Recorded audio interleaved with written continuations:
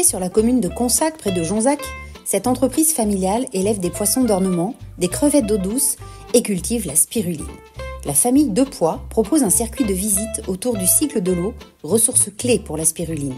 Les visiteurs visitent les bassins, le laboratoire de récolte, observent la microalgue au microscope et découvrent ses richesses nutritionnelles exceptionnelles.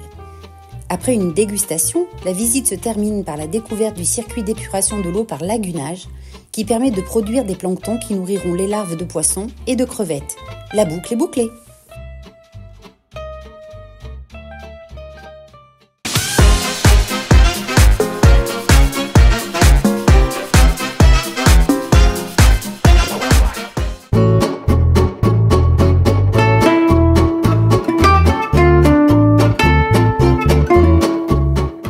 Léopoldine aime les voyages, et les gens, et le vélo.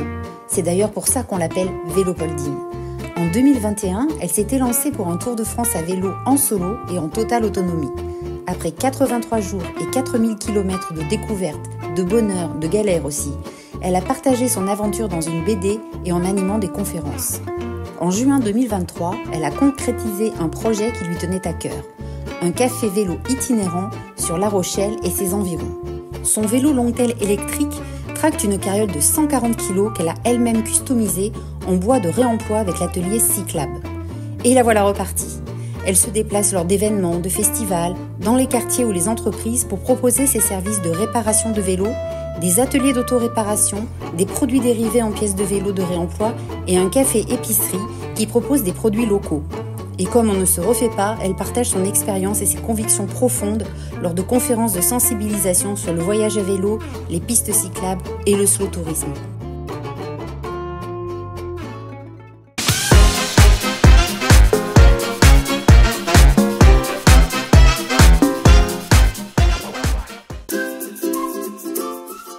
L'Office de tourisme du Nord-Charente a fait un pari, celui d'oser travailler autrement.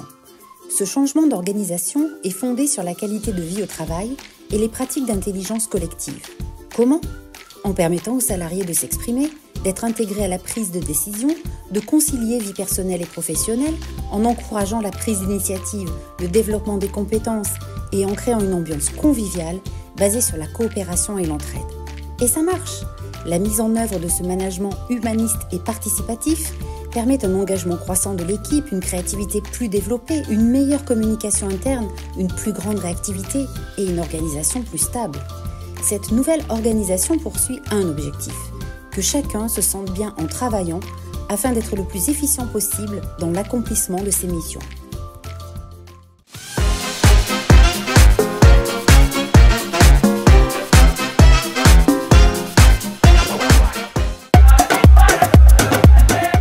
La Douka, c'est une cantine collaborative et inclusive, valorisant les savoir-faire de personnes originaires d'autres régions du monde.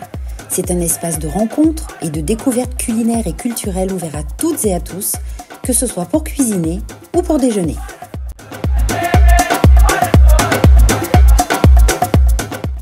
Ẹ káàárọ̀, ẹ káàbọ̀ sí La Douka.